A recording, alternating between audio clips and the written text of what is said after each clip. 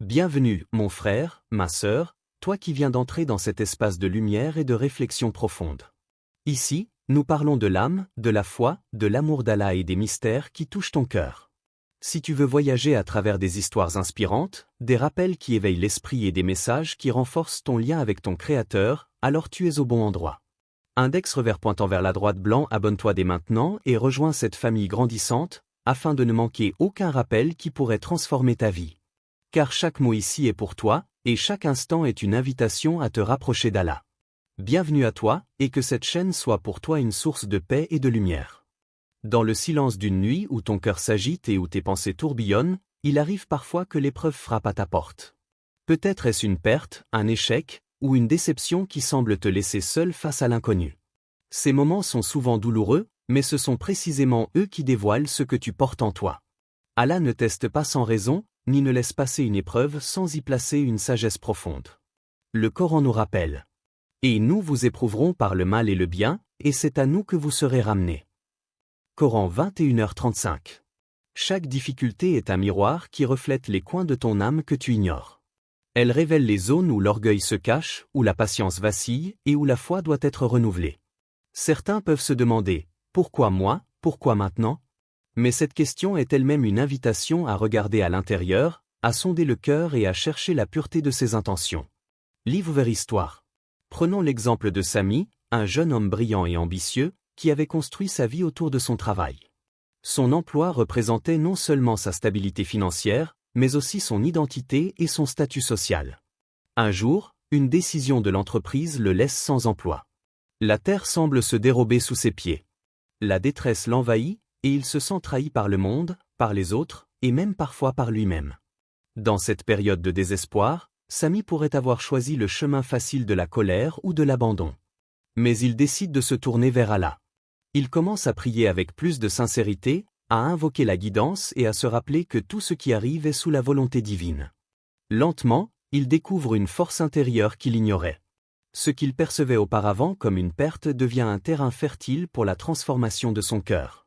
Il réalise que son identité ne dépend pas des possessions matérielles ni des jugements des autres, mais de sa relation avec Allah et de la sincérité de ses intentions.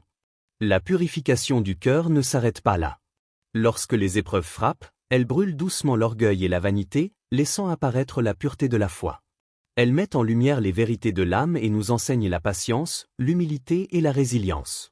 Le Coran insiste sur cette purification. Celui qui craint Allah, il lui facilite sa sortie de l'obscurité vers la lumière. Coran 65, 2.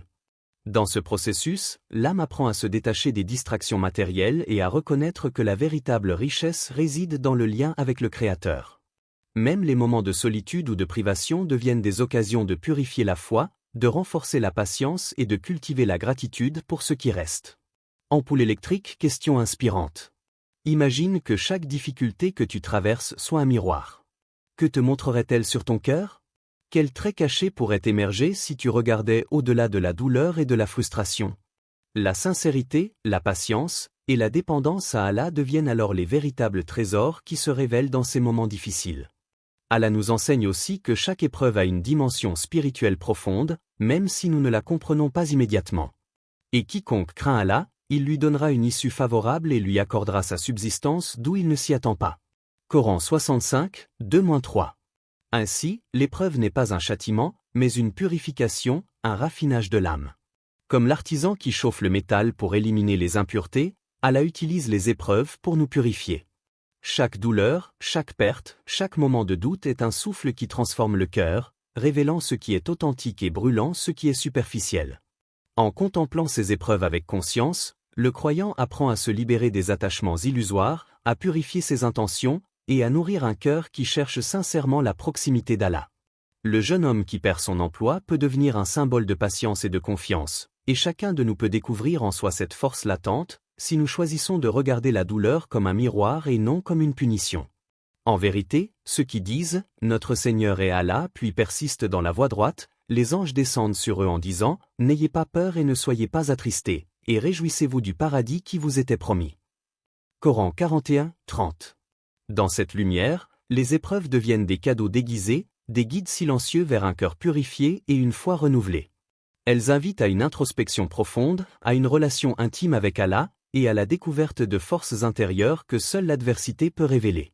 La vie n'est pas simplement une succession d'événements. Chaque épreuve, chaque difficulté, chaque moment de doute ou de douleur est une invitation silencieuse à grandir, à évoluer, à élever ton rang spirituel. Allah ne place pas l'épreuve sans raison, elle est un outil divin pour polir l'âme, pour révéler sa profondeur et sa capacité à s'élever au-dessus des limitations humaines. Ceux qui disent « Notre Seigneur, accorde-nous la patience et fais de nous des croyants sincères ». Ce sont eux qui recevront la récompense. Coran 2, 250. La beauté de l'épreuve est qu'elle transforme le regard que nous portons sur nous-mêmes et sur le monde.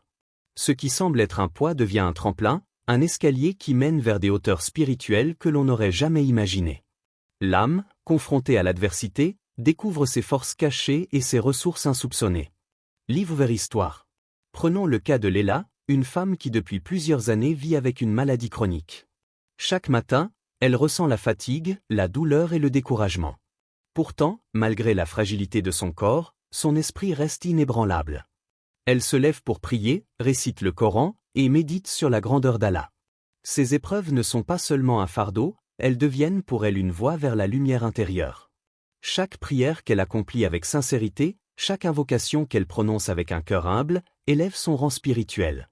Elle apprend à se détacher des préoccupations mondaines, à accepter avec gratitude les limitations imposées par sa condition, et à transformer la douleur en un chemin de proximité avec Allah. Sa souffrance devient une école, et chaque épreuve un professeur qui enseigne la patience, la constance et l'amour pur pour le Créateur. Dans le Coran, Allah nous rappelle que la patience et la persévérance sont les clés de l'élévation spirituelle. Et quiconque endure avec patience et se fie à Allah, il l'élèvera vers des degrés supérieurs. Coran 16, 96. Ce verset montre que l'épreuve n'est pas seulement une mesure de notre foi, mais un moyen pour Allah de nous élever. Les épreuves permettent de purifier nos intentions et d'aligner notre esprit et notre cœur avec la volonté divine. Elles dévoilent notre sincérité et nourrissent notre humilité. Ampoule électrique, question inspirante. Comment pourrais-tu voir tes épreuves comme un escalier vers la lumière intérieure plutôt qu'un poids qui t'enfonce dans le doute? Comment tes difficultés pourraient-elles devenir un terrain sacré pour la croissance de ton âme? Lorsqu'on médite sur cette perspective, on comprend que les épreuves ne sont pas des obstacles, mais des invitations à élever notre rang spirituel. Le monde matériel, avec ses distractions et ses illusions, tente souvent d'éteindre cette lumière. Mais la douleur et les défis, lorsqu'ils sont acceptés avec patience et foi, deviennent des guides vers une conscience plus profonde. Léla découvre que chaque geste simple, un sourire malgré la douleur, un moment de méditation, une prière silencieuse est un pas vers l'élévation spirituelle. Les épreuves, bien que visibles comme des chaînes extérieures, deviennent en réalité des ailes pour l'âme. Le monde matériel nous attache à ce qui est temporaire, mais l'épreuve nous détache pour nous rapprocher de l'Éternel. Allah souligne également l'importance de la constance dans la foi pendant l'épreuve. Ceux qui croient et dont les cœurs s'apaisent au rappel d'Allah, n'est-ce pas au rappel d'Allah que les cœurs trouvent la paix? Coran 13h28. Ainsi, l'épreuve n'est pas seulement un défi à surmonter, mais une occasion de se purifier, de se renforcer et d'atteindre une intimité plus profonde avec le Créateur. Chaque souffle de difficulté devient une leçon, chaque larme un témoignage silencieux de la résilience et de la foi, et chaque instant de patience un escalier vers un rang plus élevé. Ampoule électrique, réflexion pour le spectateur. Si tu regardes tes défis avec un œil spirituel, tu verras que la douleur n'est pas ton ennemi. Elle est une lumière déguisée, une force qui t'élève au-dessus de tes limites, qui purifie tes intentions et te rapproche d'Allah. Es-tu capable de transformer chaque épreuve en un tremplin pour ton âme, chaque difficulté en un pas vers la lumière intérieure? L'épreuve est un rappel subtil que la grandeur de l'âme ne se mesure pas par le confort ou l'aisance, mais par la patience, la constance et la foi sincère face aux défis. Ceux qui acceptent les épreuves avec humilité et persévérance voient leur rang spirituel élevé, et leur cœur illuminé par la lumière divine, qui dépasse toute souffrance et toute limitation humaine. La vie, dans sa douceur comme dans sa dureté, nous enseigne à voir au-delà de ce que nous croyons connaître. Trop souvent, nous marchons à travers le monde en aveugle, prenant pour acquis les plus grands trésors, la santé, la famille, la chaleur d'un toit, le souffle de la vie lui-même. Nous nous habituons à ces bénédictions, oubliant que tout ce que nous possédons est un dépôt temporaire confié par Allah, et non un dû éternel. C'est dans la douleur, dans la privation et dans la perte que la gratitude véritable se révèle. La difficulté agit comme un révélateur. Elle nous force à regarder ce que nous tenions pour acquis, à réaliser la valeur des simples présents de la vie. Le Coran nous rappelle. Et c'est moi qui vous ai éprouvé par la faim et la peur, et par la diminution de biens et de personnes, afin que vous réfléchissiez. Coran 2, 155. Lorsque la perte frappe, que ce soit la richesse, la santé ou un être cher, le cœur s'éveille. Il s'éveille à la fragilité de la vie, à la réalité que nous ne sommes que des passagers dans le monde temporaire, et que chaque bénédiction, aussi insignifiante qu'elle puisse sembler, est une lumière qui nous est prêtée par Allah. Livre ouvert Histoire. Imaginons Omar, un homme prospère, qui a bâti sa vie sur des possessions matérielles. Sa maison, ses biens, son confort, tout semblait solide, immuable. Jusqu'au jour où une catastrophe naturelle ravage tout ce qu'il possédait. Les murs qu'il croyait indestructibles tombent, les biens qu'il pensait éternels disparaissent, et il se retrouve face au néant matériel. Au début, la douleur et la colère l'assaillent. Son esprit lutte pour comprendre pourquoi Allah permet une telle perte. Mais peu à peu, dans le silence de sa nouvelle réalité, Omar commence à réfléchir. Il réalise combien il avait ignoré la valeur de ce qu'il avait auparavant. Les éclats de rire partagés avec sa famille, la santé de ses proches, le simple fait de respirer chaque matin. La perte matérielle devient une leçon d'humilité, un rappel que tout appartient à Allah et que rien n'est définitivement acquis. Il commence alors à pratiquer la gratitude, non plus seulement comme une formalité, mais comme une reconnaissance profonde et sincère. La prière devient un acte de remerciement pour la vie elle-même, pour les relations qu'il a encore, pour les leçons que chaque épreuve lui enseigne. Ses mains, qui autrefois se saisissaient de biens matériels, se tendent maintenant vers la générosité. Il donne sans attendre, partage sans calculer, car il a compris que la véritable richesse réside dans le cœur pur et dans la conscience de la dépendance à Allah. Cette transformation est exactement ce que les épreuves sont destinées à provoquer. Elles éveillent la sensibilité de l'âme à la valeur des bénédictions, et elles font germer l'humilité là où l'orgueil aurait pris racine. Comme le rappelle le Coran. Celui qui craint Allah, il lui facilite sa sortie de l'obscurité vers la lumière. Coran 65, 2. Ampoule électrique, question inspirante. Peux-tu voir chaque épreuve non comme une punition, mais comme un rappel de la valeur des bénédictions que tu possèdes déjà? Quelles richesses invisibles as-tu négligées dans ton quotidien, et comment pourrais-tu les chérir avant qu'elles ne soient emportées? Dans ces moments de perte, la contemplation devient un pont vers la compréhension spirituelle. La douleur nous force à ralentir, à observer, à ressentir profondément. Elle nous invite à réévaluer ce qui est réellement important. Dans cette lumière, le matérialisme et la vanité cèdent la place à la gratitude sincère et à l'humilité profonde. Chaque respiration devient un cadeau, chaque sourire partagé devient un trésor, chaque instant de vie devient une bénédiction consciente. Allah met à l'épreuve non pas pour détruire, mais pour éveiller. Il retire temporairement ce qui semble essentiel pour que nous réalisions que ce qui est éternel ne réside pas dans le tangible, mais dans l'âme. Dans cette perspective, l'épreuve devient un guide lumineux, transformant la peur et le regret en conscience et en humilité.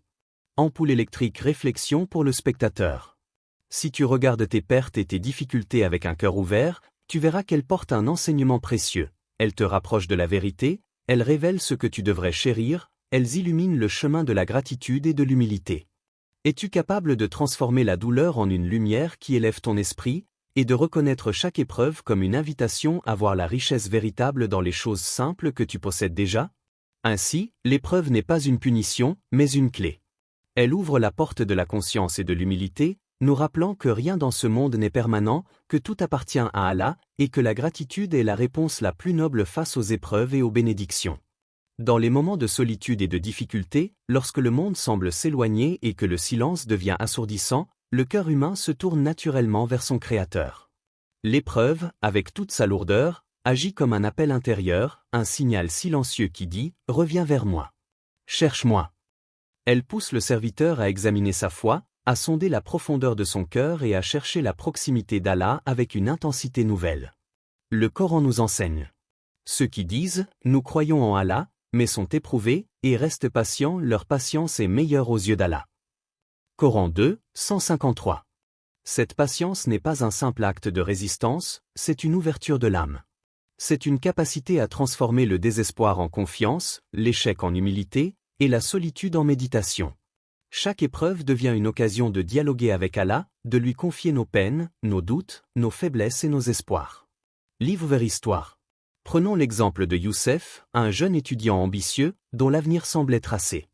Il prépare un examen crucial qui pourrait déterminer toute sa trajectoire professionnelle. Il étudie avec acharnement, mais le jour J, les choses ne se passent pas comme prévu. Il échoue. La frustration, la honte et la peur de décevoir sa famille l'envahissent. Pendant quelques jours, il se sent perdu, son esprit empli de doutes. Mais au lieu de sombrer dans le découragement, Youssef choisit de se tourner vers Allah. Il multiplie les invocations, se remémore les versets qui parlent de patience et de reliance divine, et médite sur le sens de l'épreuve. Dans cette intimité avec Allah, quelque chose de profond se produit. Il ressent un lien plus intime, plus sincère, plus vibrant avec son Créateur. L'échec, loin d'être un obstacle, devient un pont vers une foi plus profonde et authentique. Ce cheminement est exactement la fonction spirituelle de l'épreuve. Les moments de fragilité, les instants où l'âme se sent faible ou abandonnée, révèlent la force de reliance à Allah. La souffrance n'est pas une punition, mais une opportunité de purification intérieure et de renouvellement de la foi. Le croyant apprend à s'accrocher à Allah, non par obligation ou peur, mais par amour, par conscience et par gratitude pour sa présence constante. Le Coran souligne également cette dimension. Et chercher secours dans la patience et la prière, et certes, cela est lourd, sauf pour les humbles. Coran 2h45. Ainsi, la prière et la patience deviennent des instruments qui transforment l'épreuve en éveil spirituel. La difficulté devient une invitation à ralentir, à écouter le murmure de son âme et à reconnaître que chaque souffle, chaque défi, chaque instant est un moyen pour Allah de rapprocher le croyant de lui. Ampoule électrique, question inspirante. Dans quelles épreuves pourrais-tu voir l'opportunité de te rapprocher sincèrement de ton Seigneur? Comment tes moments de doute ou de douleur pourraient-ils devenir des occasions de foi plus profonde et de reliance authentique? Dans la méditation sur les épreuves, on découvre que la foi n'est pas seulement un mot ou un rituel, mais une connexion vivante, une conscience du divin qui guide chaque pensée et chaque action.